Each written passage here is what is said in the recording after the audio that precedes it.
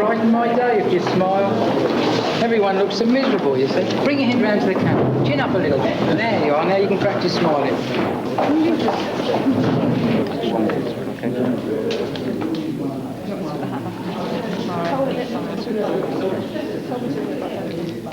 When you hear me speak of the university, you may think you belong only to a particular part of it, say the London School of Economics or University College London or wherever, for which you naturally have a special affection and owe a special duty. Bachelors of Education. But in fact, it is from the Federal University of London that you have just received your degree. Margaret Ash. When you give your support to part of the university, you are in fact contributing to the whole. Jacqueline Brennan. Philip 4 times a year at the Albert Hall, newly graduated students are presented to their Royal Chancellor in a ceremony which lasts the entire afternoon. 15,000 graduates a year, graduates of the University of London. Teresa Purton. Richard Quigley. Catherine 25 years ago, I was one of them. For 4 long, hard years, I pedalled up to Birkbeck after work for my lectures in psychology. And at that time, rather like my harassed fellow students, I only had the vaguest notion that Birkbeck College was part of Britain's largest university, and that London University taught not only us, but 25% of all the part-time students in the country.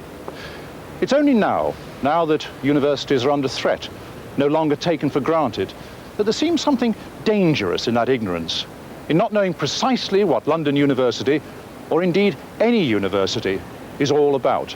University exists to provide higher education for all who can benefit from it, not just for economic purposes, but also to deal with the moral problems of our society. Well, I think a university is a place where people come to learn in a disciplined manner, above all, to learn to think, and to think critically.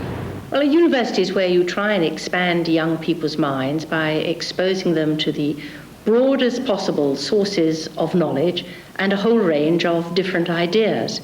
I think a university has to somehow find a way of balancing a number of different roles. I would regard as very important having a good research base. I think its teaching program has to be very flexible to match the changing needs of society. And I would also give some importance to good relations to the local community. Pinning down London University, though, is rather a more complex problem. Before we can even start considering how well it lives up to all those high-flown academic ideals, you have to grapple with a rather more mundane question. Where exactly is it? You can understand why taxi drivers are stumped by a request for the University of London. Its 55 colleges and schools and institutes sprawl across the face of London and out beyond the suburbs. Opposite the Houses of Parliament, there's St Thomas's Hospital, University of London. Downriver by London Bridge, there's Guy's Hospital, University of London. On the fringe of Docklands, 3,700 students study at Queen Mary College. Next to the Albert Hall, and almost dwarfing it in size, Imperial College has 5,000 more. Back on the river, opposite the National Theatre, King's College adds another 7,000 to the total. Across Aldwych, 4,300 social scientists fill every corner of the London School of Economics. And going up north towards Euston, University College piles in with a roll call of 7,000. When you include all the other sites, the student total comes to 50,000. Apart from the Open University, that's 4 times more than any other British university. And that's still not counting another 45,000 external and extramural students and 25,000 more in continuing education. And when you add on its 20,000 employees, you have 140,000 people in London who are connected in some way to this vast educational institution. It isn't just its vast numbers of students, its huge metropolitan network of schools and colleges and institutes which makes it so difficult to get to grips with London University. There's also the enormous range of teaching and research and social activities. Some get started early.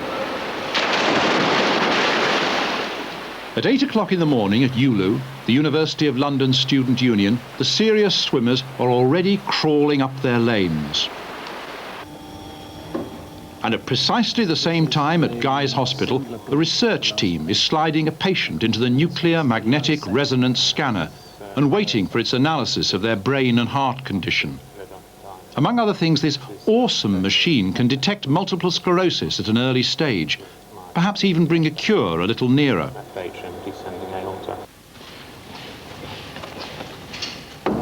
Hey Lee.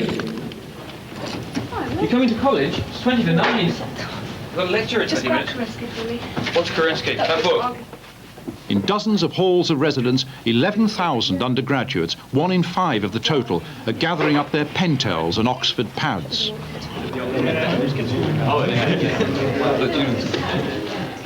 At least these students can boast that they really live in London. The rest, if they're to avoid rents of £45 a week in central areas, have to make do with Ealing, Uxbridge, Neasden. At ULU and Birkbeck and elsewhere, students, a quarter of London students are over 25, drop off their children at day nurseries, not just for looking after, but for the beginning of their education.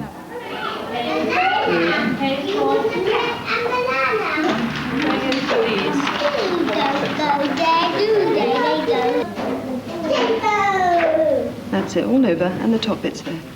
And by the time Simon has glued the wing to his paper butterfly, over at King's College, the Reverend Professor Ward and his flock of students are already busy debating the existence of God. Aquinas' so-called first cause argument is very simple. It consists of 3 basic premises. The first one, that every event has a cause. The second one, that you can't have an infinite regress. There must be a stop, a first cause. And the third one, that this first cause must be intelligent and an uncaused cause, that is, it must be God. Now that's the argument I think we ought to discuss today.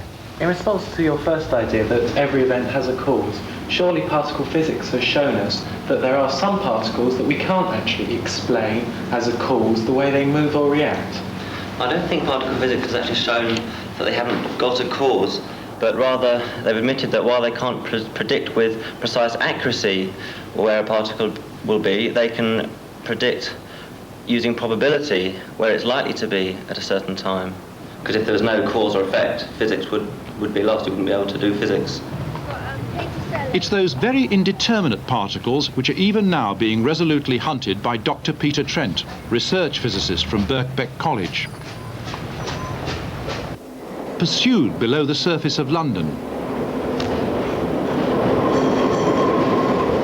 down to the central line, where Dr. Trent in his subterranean lair hopes to find out about the structure of the cosmos.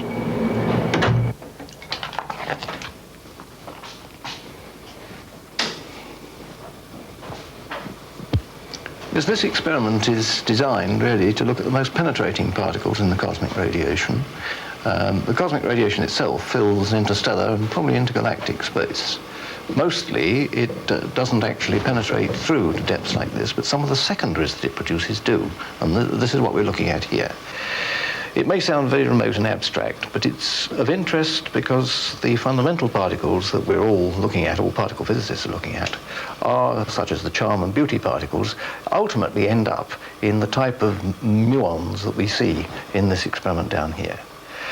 This is one of several laboratories in the world. They're not all working on this sort of thing. Quite a lot of them are working on similar aspects of particle physics, which, believe it or not, are interested in cosmology, in the question of how much dark matter there is in the universe and that sort of thing. And at Royal Holloway and Bedford New College in Egham, Surrey, they're digging even deeper underground. Northwest of Scotland, and we can see on it the very interesting prospects of oil basins. We can see deep thrusts which are coming down into the bottom of the crust, and more importantly, we can see the moho, the bottom of the crust. And then below that, other reflectors taking us all the way down to 60 and 70 kilometers below the surface of the Earth. What they're doing here is looking at the layers of the Earth, at the Earth's crust. This geology department, a merger of Bedford, King's and Chelsea, is trying to find out how that crust was formed. This research may have excellent academic justifications, But it does also tell you where you might find oil. And that's very good news indeed. For oil companies, any companies in fact, are now welcome in universities as they struggle to cope with cuts in public funding. Cuts which threaten both their teaching and research. Well, like all universities and all schools in London University, we're preoccupied with survival. That's our number one priority after all the cuts that we've had in resource. But as a new college formed from a merger, we have two prime objectives, I think. One is to maintain the traditions of our forming colleges. Bedford, after all, was the first college for the higher education of women in the country, and Royal Holloway College was also for women. And although we have a higher proportion of women students than men still at the moment, we'd like to see that increase, particularly by the attraction back of mature women. Secondly, we want to develop our research links with local industry. This is the western corridor of high technology, and although we're a little distant from central London, we're marvellously placed to do that. There's a new emotion at large now among the academics at London University. Alongside any pride or pleasure which they may acquire from their research, there's a fear that that research may not be sufficiently relevant, that it may not attract high enough funds to find favour. Already there are threats that some colleges, some departments should be told to forget research altogether and concentrate on teaching. On the face of it, Imperial College, with its 7 miles of laboratories, £23.5 million of outside funding and 1,600 postgraduate researchers, looks in a pretty strong position. But even here they feel the pressure. We are concerned with research going all the way from the very pure to the extremely applied. Imperial College has a very long history of doing collaborative work with industry. We derive a great part of our research income from industry now, and it's a growing part. At the same time, that enables us to use our other resources for backing up the pure research, which we regard as absolutely vital for the continuation of the college and indeed the university as a centre of excellence. Research, you see, is a competitive game. You don't know where your competitors are. At any given time, they may be in the United States, Stanford or at MIT, or they may be in the Soviet Union at Novosibirsk. The name of the game is to win. Research is, of course, one of the reasons why we're here. Teaching is another, equally important. And the two are interrelated. For one thing, our students quite often, even our undergraduates, participate in the research.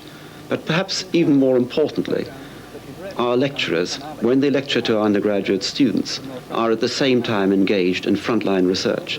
And I'm sure this makes a fantastic difference to the vitality of the lectures that they're able to give. When we ran it before.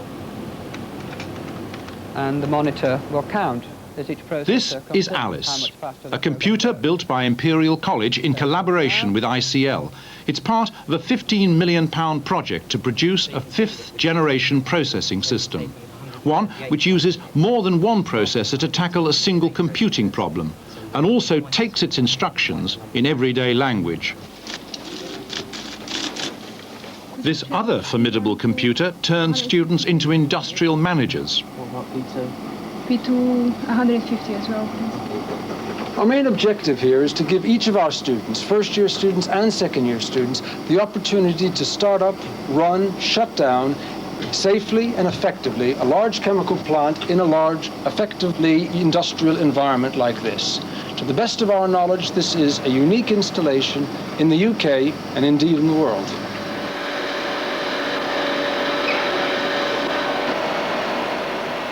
It's no wonder perhaps that some students find themselves disappearing behind all this technology and decide to run not someone else's chemical plant, but their own creative enterprise. Andy, we need an inch page number, Steve. Can you get them down? That's 11, that's 2. The lines in between the columns. I'm sure it's something here.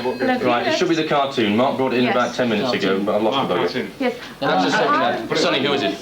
It's Rector's office. What's it about?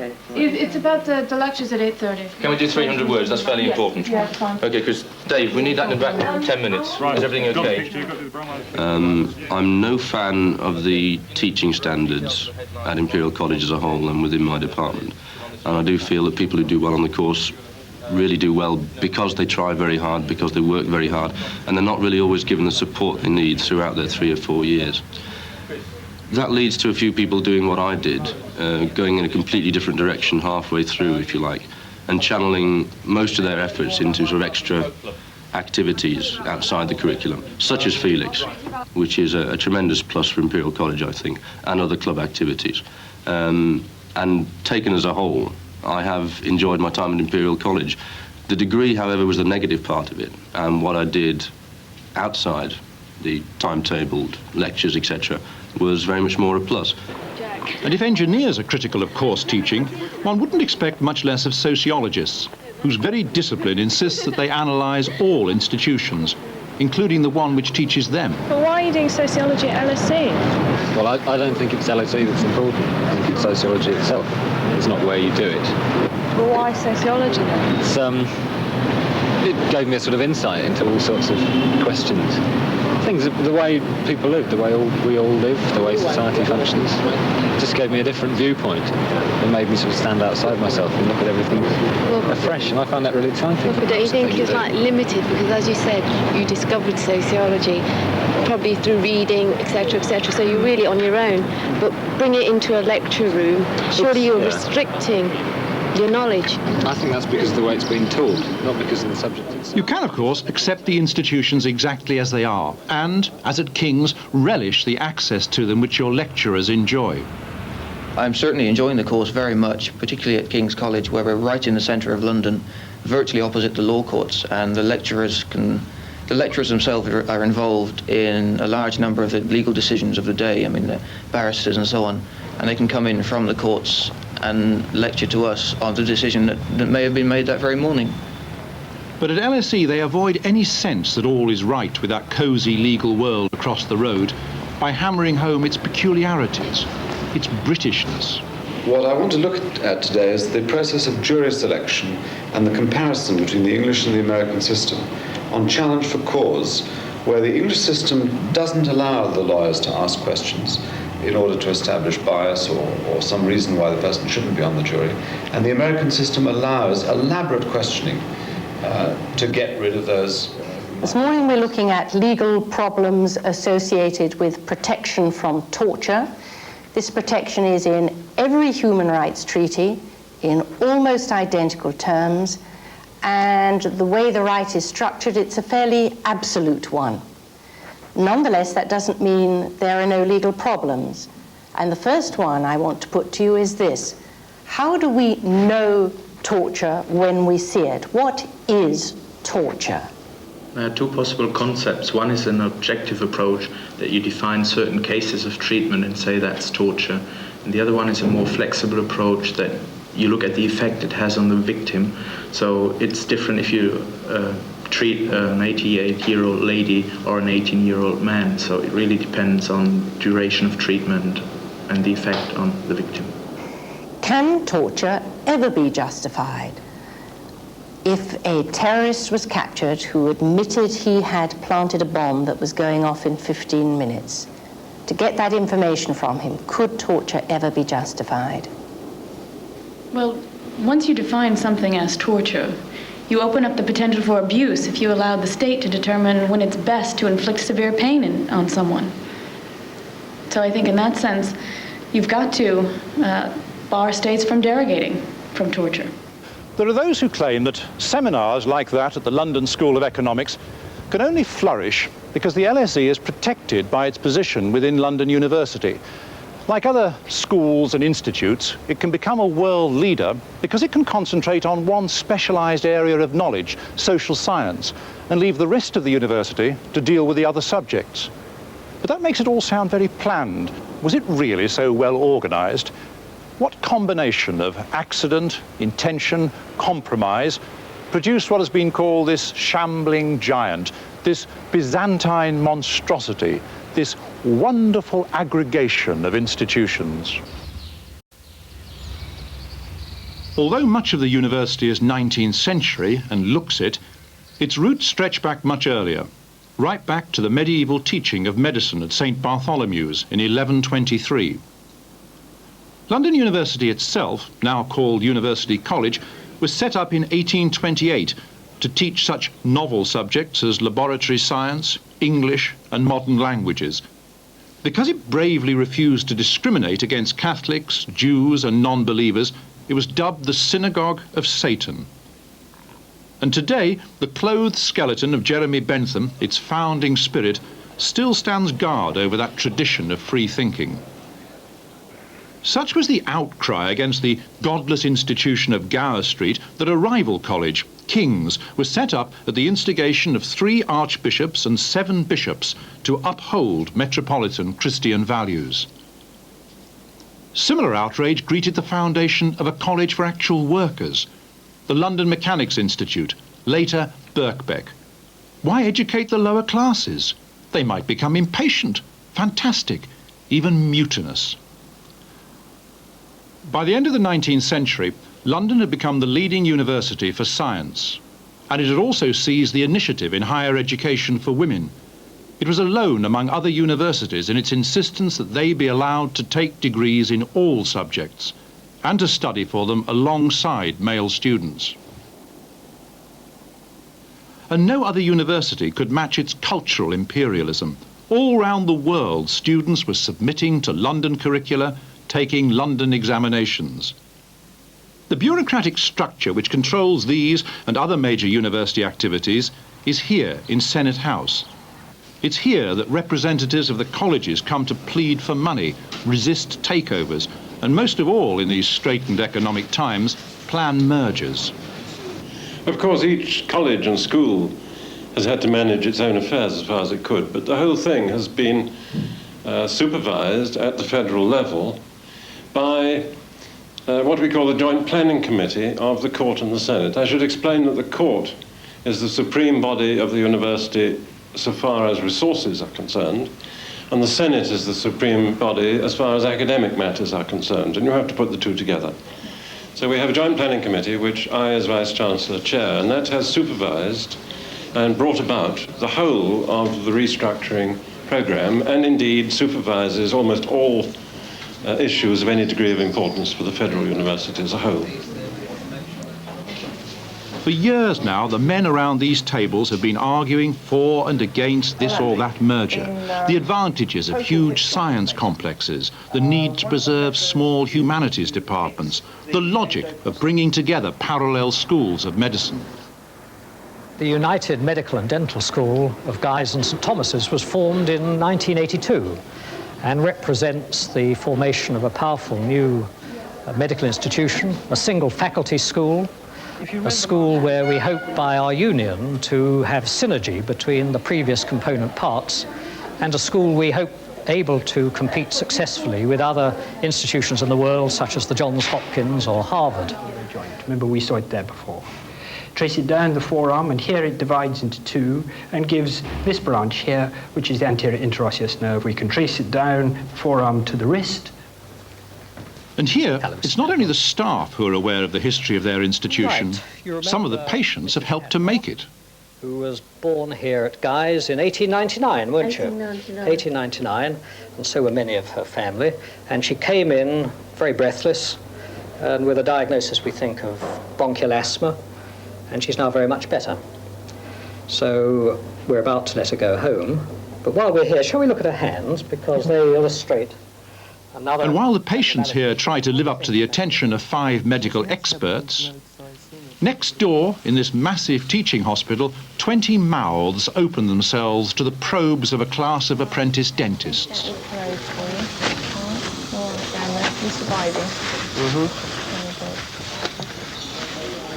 Hello, what are you up to today?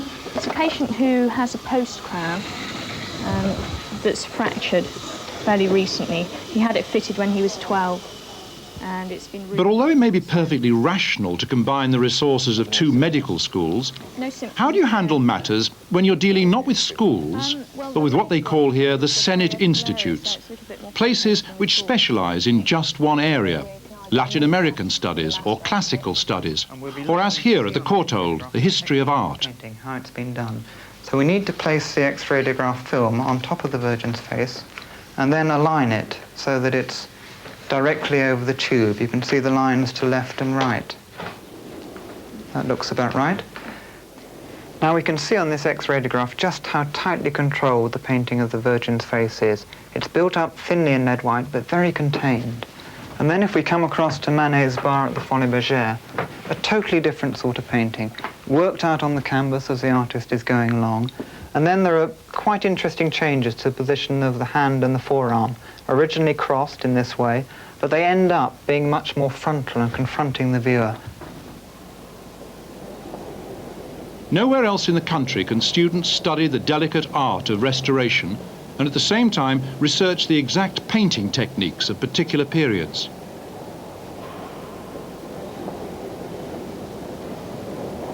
Yes, I think that works better.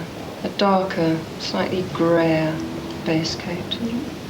You've got to bear in mind what the original technique was, and we know from the cross-sections that there is a grey underlayer. Yeah. Just white and black. No blue pigment there at all. The Courtauld was the first place to offer degrees in the history of art. Looking at Pissarro's painting over here, it represents a fairground. Not surprising, really. For teaching aids, it has 1.5 million photographs of works of art, 25,000 prints, and its original paintings, a world-famous Impressionist collection, and over 100 other masterpieces by Constable, Gainsborough, and Rubens. Archetypal Impressionist subject. Is there any connection between Pissarro and Van Gogh? Well, Van Gogh did know Pissarro, but really Van Gogh's self-portrait is a completely different sort of world.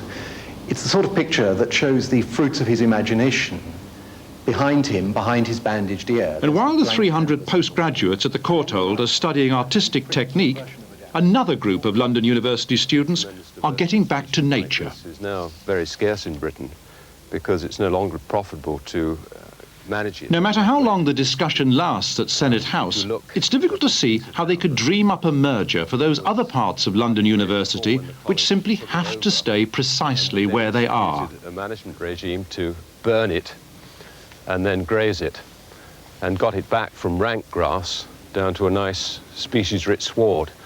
You can get some idea of what it was like by having a look at the enclosure here, where there has, of course, been no grazing.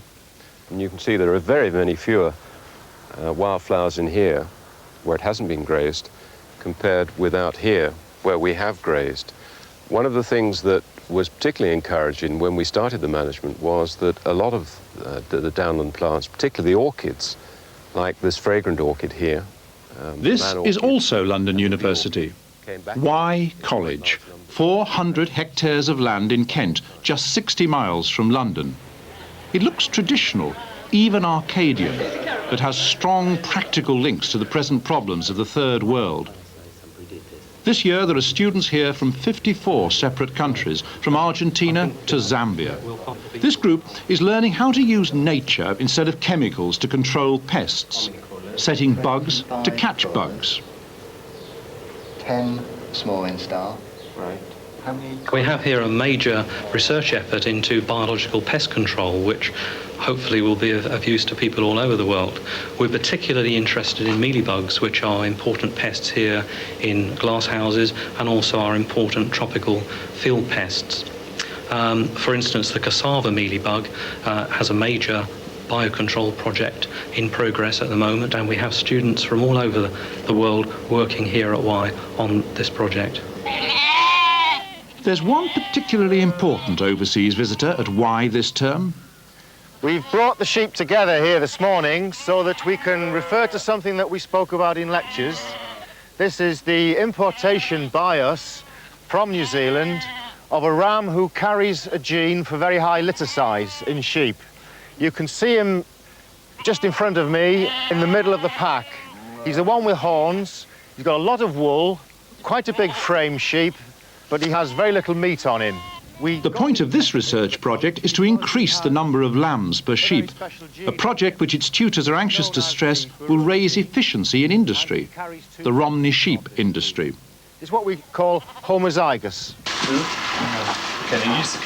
Not content with sorting out the breeding habits of sheep, London University students are also busy attending other animals. Here, at the equine unit of the Royal Veterinary College, they're learning the art of anaesthetising a horse.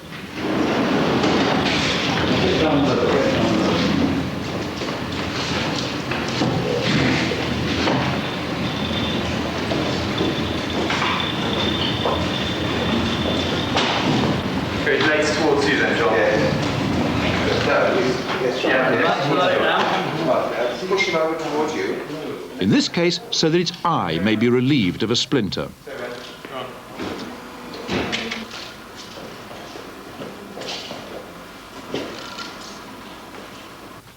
At this college at Potter's Bar, they treat everything from a £1 million racehorse to a family pet. All right. Let's see if we just have a look at him while quietly. At the same time, they offer degrees in veterinary science to fearless students. Stand close to him here, so if he does kick, he'll kick you fairly close by and not get up speed.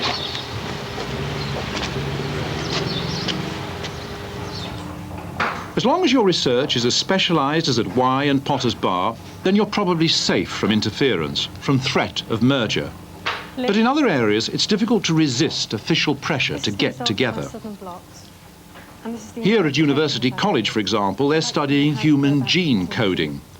Dr. Elizabeth Shepherd and her colleagues are looking for proteins that will protect the body against harmful foreign chemicals and environmental pollutants. This research in one medical school is strengthened by its links with another. Your recombinants will be white and your non-recombinants will be blue. The University of London in recent years has had considerable cuts in its resources. We are merging our medical school with the Middlesex Hospital Medical School, and we hope to achieve by this a considerable strengthening of medical education within the University of London. Yeah, we think that the merger with Middlesex will be to the advantage of the UC medical students because it will allow the best teachers from both faculties to get together and get rid of the ones that aren't so good.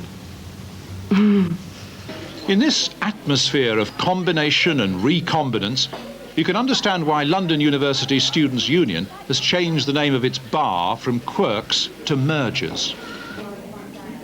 The union itself is, of course, already the biggest merger of the lot, bringing together students from all 55 colleges, institutions and schools. And ULU is the focus for all of those different students. They all have their own students' unions, or the large ones certainly do, but yet ULU is a way of bringing them all together, whether it be in our sports clubs, where we run the federal sports teams, where the really excellent sports people from all around the university can come and play at national and international levels. For example, our men's boat team have beaten both Oxford and Cambridge just in this 1 year, so it's not surprising they don't invite London to join the boat race. But we also represent their views to the university through its committees such as the Senate and the Court, and we make sure that students' voices are heard.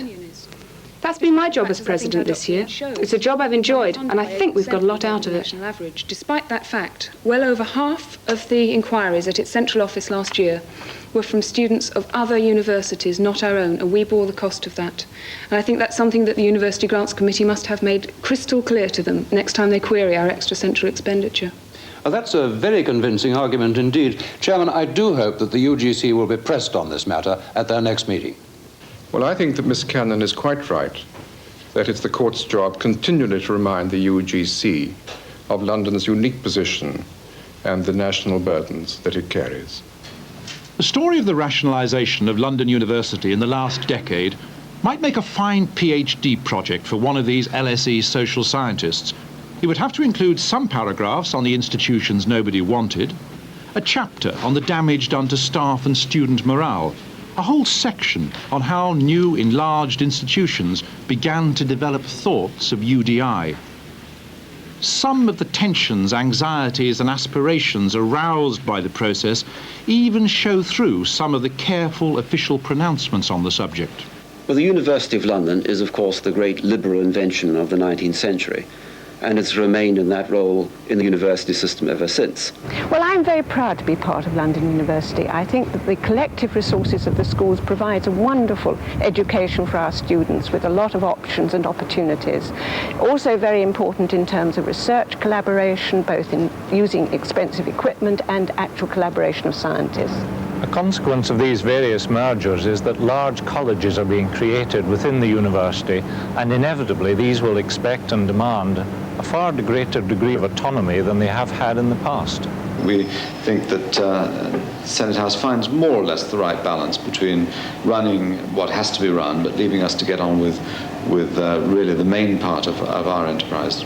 Well, although at Y we're 60 miles or so away from London, we feel very much part of it. I, for example, lecture at other London colleges, and staff from other London colleges come down to lecture on our courses. Well, our attitude to London University is dictated by the fact that here at University College we have a very large student body, over 7,000 students in 7 faculties, and we are in essence a university in our own right. I think we're probably inclined to regard the University of London as a bit of a bureaucratic bore. In the past, the university received a lump sum and it divided the cake, and it was quite appropriate that our dialogue should be with the university. Now, if somebody else beyond the university is deciding what happens at the college, we must be able to have a direct discussion with them. Of course, on the other hand, there are enormous benefits to the university. The international reputation, the fact that the different colleges can collaborate effectively. And so what I would see the future as being is one of a looser federation of more autonomous units, rather similar, say, to the University of California. Several of the institutions of London are as big as and in every way comparable to universities elsewhere in the country all by themselves. And they may indeed feel that they'd be better off by themselves without the federal structure. Yes, so they might in the short term. But in the long term, they would miss the enormous richness that the federal system gives them, and it would be a capital error to throw away all that because of a too short-term response to our present difficulties. A few mergers are not likely to be enough to satisfy a Conservative government in its present mood. London University, like all other universities, is increasingly going to be tested for relevance. Does its research have industrial application and at least some private backing? Some colleges do well by both criteria. For example, this space-age machine at Imperial, backed by Philips, GEC and British Telecom, builds up different layers of semiconductor materials only a few molecules thick, helping to make computers even faster and telephone conversations less distorted. Over at University College, there's money from ICI and Shell, BP, Pilkington and GEC for such research projects as this one on the development of components for the dramatically expanding area of fibre optics. Here we have embedded the optical fibre in a quartz block and polished it down to the core to tap the light off or modulate it. For example, 2 such companies... It's projects like these which enable London University to raise over 50% of its research money from private sources and overseas. Right, now Beatrice, what we're doing here is we're testing one of the present hip replacements in a piece of bone. At Queen Mary College, with the help of a multinational medical company, they're getting ready to market their revolutionary new substitute for human bone. It's a material quite unlike anything which has been used before, one which actually encourages the growth of natural bone. We would like to have a material just like this, an artificial bone, which will go in and we hope will give much longer term stability in the body than the conventional procedures. Queen Mary College is fortunate that it's been targeted for expansion, and therefore rather uniquely in the university system at the present time, we have development plans taking place. There are plans to increase the number of students on the site from the present 3,700 to around 5,500.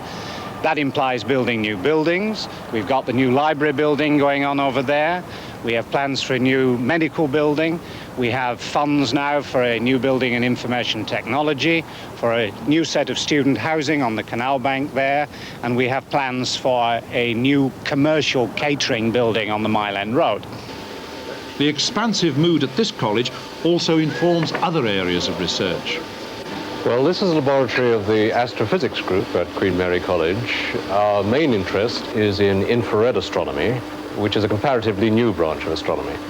One of the problems from doing infrared astronomy from the ground is that the Earth's atmosphere gets in the way and you can do much better from space. And in the past, the group has been involved in the international IRAS satellite, which made the first complete map of the heavens at infrared wavelengths and made many discoveries of exciting sources. The group is now playing a leading role in the European Space Agency's ISO satellite, which will be launched in 1993, and is building one of the instruments for it. And we hope that this will go up and investigate in great detail some of these discoveries that IRS made.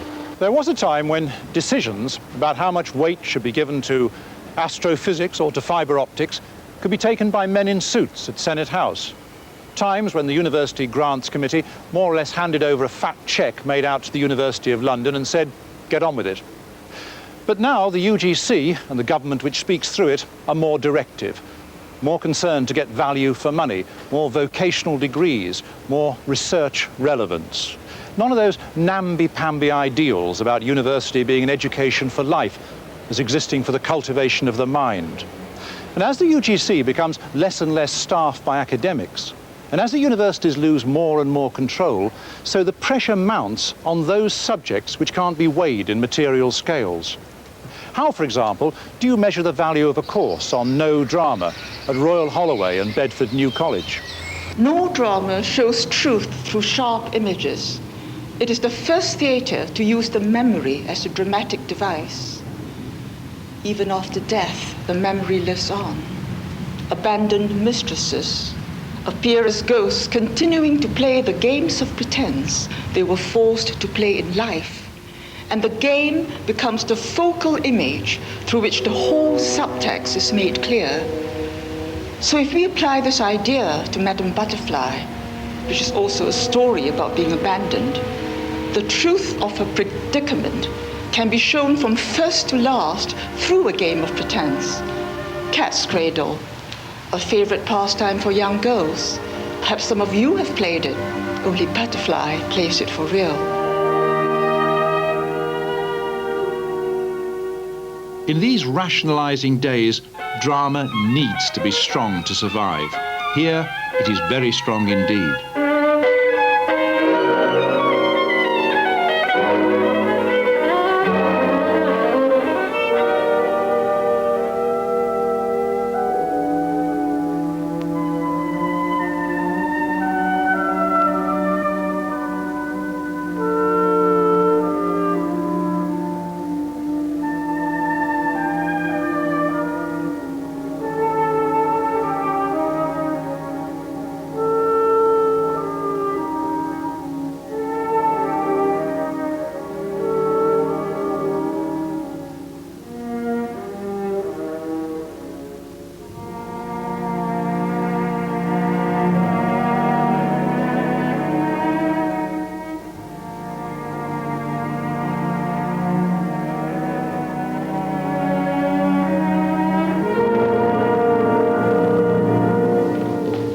Rather less balletic corps is made up of examinees from Birkbeck. The value of Birkbeck is also hard to estimate.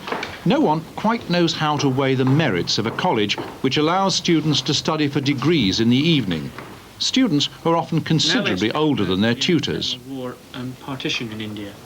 John, what are your views on that? Given the memories of the massacre and... In real terms, Birkbeck's grant has fallen by over a quarter in the last decade, perhaps partly because of the suspicion that its students are there not for vocational advance, but for purely intellectual self-betterment. For the Muslims, Pakistan.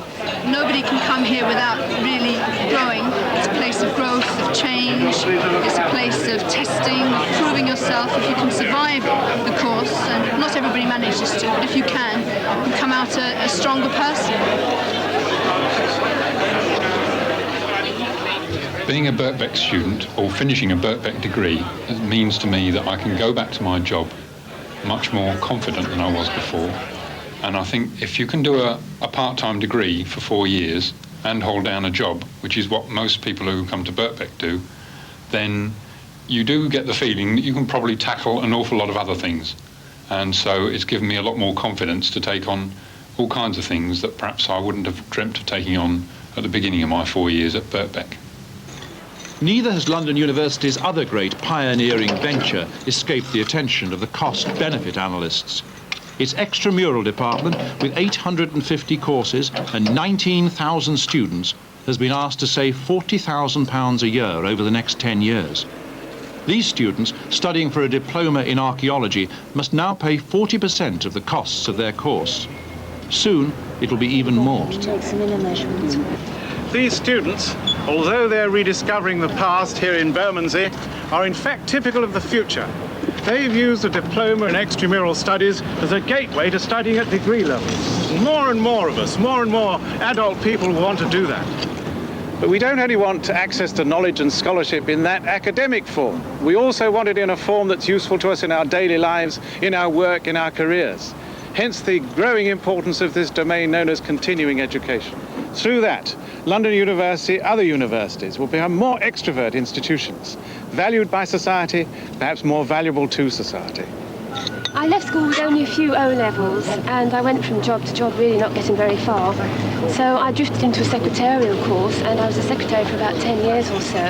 And then I did this certificate in field archaeology in the extramural department of the University of London. And once I got my certificate after 3 years, they accepted me to do a full-blown degree course at the university.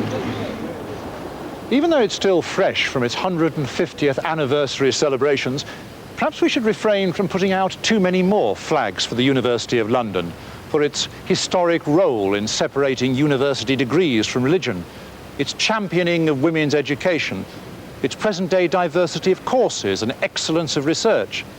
Someone might just feel that it was ripe for privatising.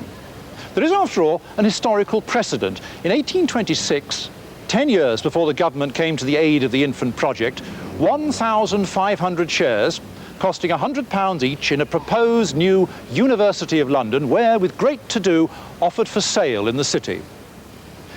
The issue was undersubscribed.